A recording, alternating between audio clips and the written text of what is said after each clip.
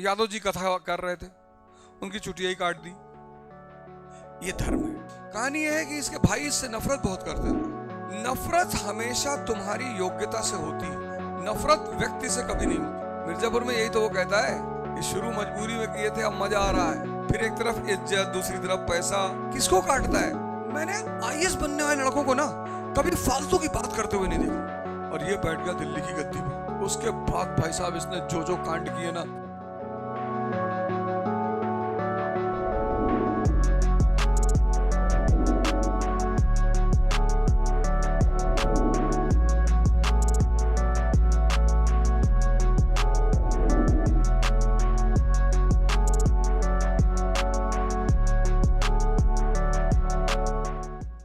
वो यादव जी कथा कर रहे थे, उनकी चुटिया ही काट दी। ये धर्म है। अपना पता नहीं है, दूसरे का ठेका ले रखा है। चालीसा में एक नोबल था बलबन, इसकी भी कहानी बड़ी प्यारी है, बहुत प्यारी कहानी है। कहानी यह है कि इसके भाई इससे नफरत बहुत करते थे। नफरत कोई किसी से नहीं करता।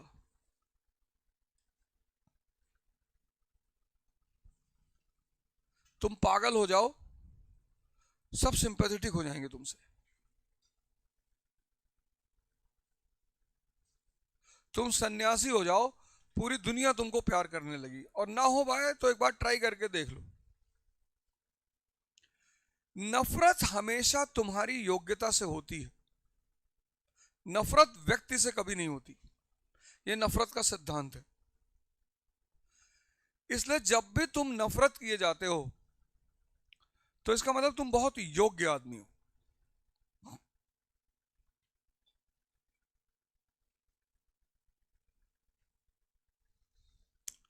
अच्छा, तुम में से ज्यादातर लोग क्या होता है तुम लोग के साथ कि तुम थोड़ी सी योग्यता दिखाते हो, समाज तुम पे अटैक करना शुरू कर देता है। अच्छा मुझे देखो, मैंने लिटरली किसी का क्या बिगाड़ा है? कुछ बिगाड़ा है? जब बिगाड़ रहे थे तब कोई कुछ कह नहीं रहा था। मजेदार बात यह है कि जब बिगाड़ रहे थे तब कोई कुछ नहीं कह रहा था। अब नहीं बिगाड़ रहे हैं तो लोग पीछे पड़े हैं। जब फिर बिगाड़ेंगे, इसीलिए सोसाइटी में कोई क्रिमिनल जानबूझ के नहीं बनता। इंडियन सोसाइटी में वो इतना परेशान हो जाता है ना, इनोसेंट आदमी, उसको समझ में नहीं आता कि यार क्यों हो रहा है मेरे साथ। उसी में किसी एक को डाल के घुमा देता है वो।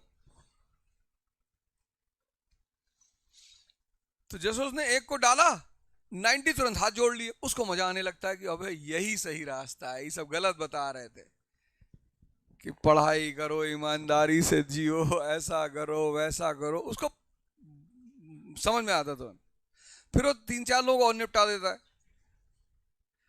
फिर जहां उसने 4-5 को निपटाया, फिर उसकी वसूली शुरू हो जाती। फिर एक तरफ इज्जत, दूसरी तरफ पैसा। किसको काटता है?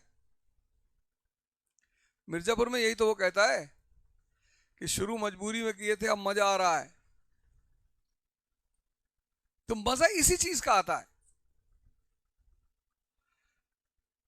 इसलिए इस लाइन में जब आदमी एंटर कर जाता है तो उसको एक समय का लगता है कि यार यही सही रास्ता है। यार फालतू में लोग बता रहे थे गंदा है, उधर मत जाओ, ऐसा मत करो, वैसा मत करो। बलबन के भाइयों ने इसको बेच दिया बगदाद के दास बाजार स्लेव मार्केट में। ये वहां से बिकते बिकते बिकते बिकते हिंदुस्तान पहुंचा। काबिल आदमी तो था ही। काबिलियत क्या है? काबिलियत कुछ शब्दों को पहचानने में है। दूसरों पे ध्यान मत दो, ये गुनाह अजीम है। दूसरों पे ध्यान देना ही नहीं है कि इनको इस रंग का टी शर्ट नहीं पहनना चाहिए। क्यों नहीं पहनना चाहिए भाई? बहुत अच्छे रंग है ये। सिर्फ खुद पे ध्यान दो। पैसे से ज्यादा इंपॉर्टेंट है टाइम। इसलिए टाइम की इज्जत करो। पैसा तो दोबारा मिल जाएगा, टाइम दोबारा नहीं मिलेगा।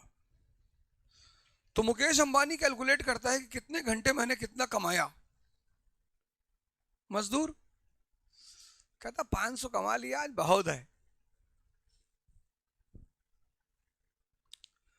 रिलेशन कोई मायने नहीं रखता, ताकत,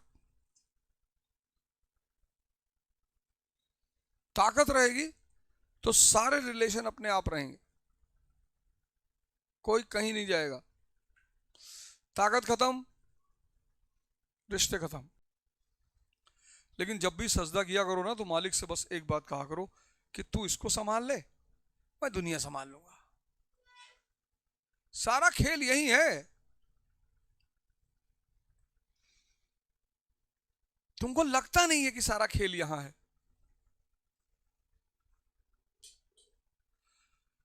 तुमको अभी एहसास नहीं है। जो हिंदू यहां चंदन लगाते हैं उसकी वजह यही है कि वो रिमेम्बरेंस में रहना चाहते हैं कि सारा खेल यहां है।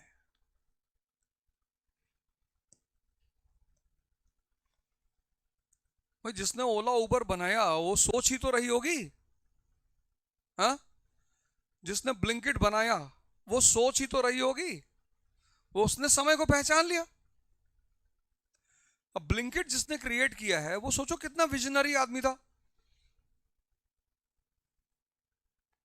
कि यार लोगों को कार में काम करते करते चीजें कम पड़ जाती हैं। काला नमक नहीं है भैया, ब्लिंकिट कर दो। भैया माचिस खत्म हो गई, ब्लिंकिट कर दो। भैया ब्रेड नहीं है, ब्लिंकिट कर दो। उसने कहा आदमी को और सुविधा दे दो, और 24 घंटे कुछ नहीं होता पढ़ने लिखने से। मैंने ऐसे ऐसे लड़कों को आईएएस बनते देखा, ऐसे ऐसे लड़कों को जिनको लोगों ने कहा कि अरे कुछ नहीं कर पाएंगे। और आईएएस बनने वाले लड़कों के अंदर एक सबसे खास बात मैंने देखी, जो लगभग सब में देखी। मैंने आईएएस बनने वाले लड़कों को ना कभी फालतू की बात करते हुए नहीं देखा। जैसे मुझसे लोग मिलते थे तो मैंने उन लड़कों को कभी फालतू की बात, मतलब की बात, जब भी मिले मतलब की बात।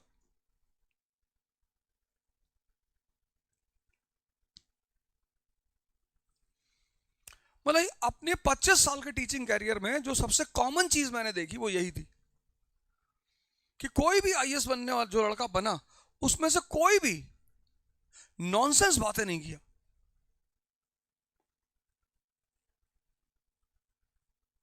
सर ऐश्वर्या राय का डाइवोर्स होने जा रहा है, और जितना लोगों ने नॉनसेंस बातें की उसमें किसी का सिलेक्शन नहीं हुआ।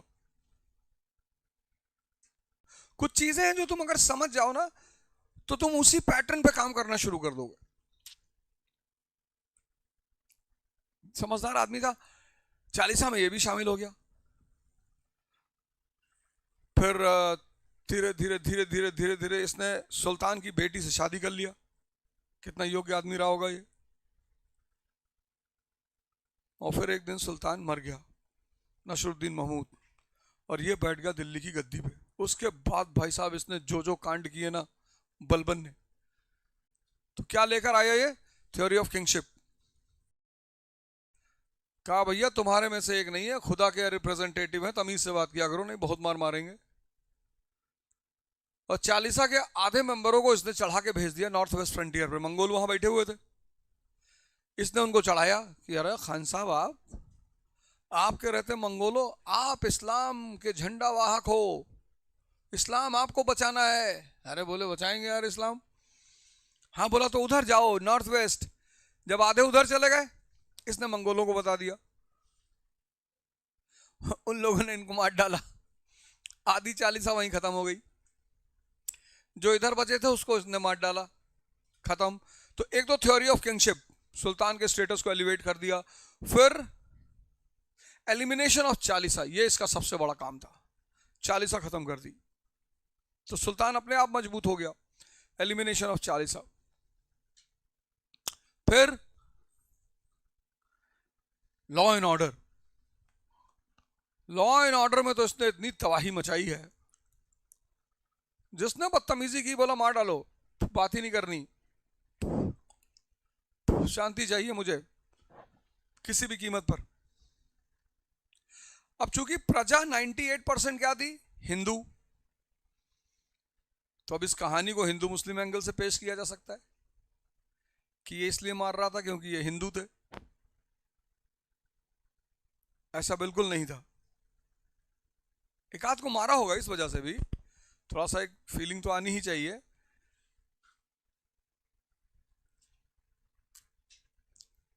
लेकिन हिंदुस्तान के मुसलमानों को बहुत हिंदुस्तान के मुसलमानों को देखता था, कहता था मार डालो इनको, ये मुसलमान, हिंदुस्तान का मुसलमान मुसलमान नहीं है। हिंदुस्तानी मुसलमानों से बहुत चिढ़ता था ये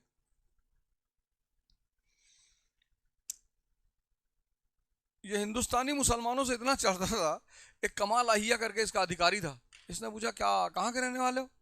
बोले साहब ये बुलंदशहर के हैं। अच्छा अच्छा अच्छा, बाहर से आए हो? कहा नहीं साहब लोकल है, कन्वर्ट हो गए। अरे इसना कन्वर्ट, इसकी नौकरी छीनो उसको, 100 हंटर मारो उसको खींच के, कन्वर्ट हो गया है, तुम्हारी औकात कैसे हुई अंदर आने की? इस टाइप का आदमी था ये। हिंदुस्तानी मुसलमान यहां से कंट्री से बाहर निकलता, उसको सारी इज्जत यही मिलती है।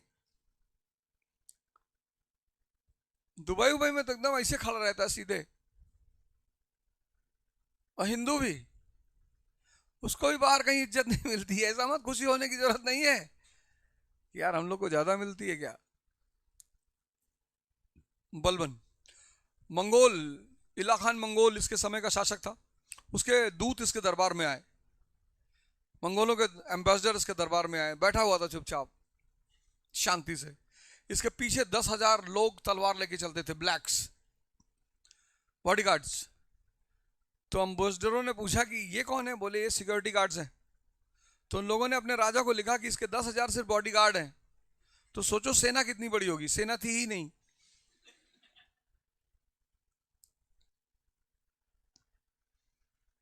सेना थी ही नहीं, ऐसे कांड करता था ये। दरबार में बुलाया, एक आदमी को उठाया, कहा फांसी चढ़ा दो। राजदूतों ने कहा क्यों? कहा ये पीली शर्ट पहन के आया, साहब को पसंद नहीं। ऐसी ऐसी हरकतें करता था। तो उन लोगों ने जाके बताया उधर कि बहुत डिस्टर्ब आदमी है, उधर मत जाना।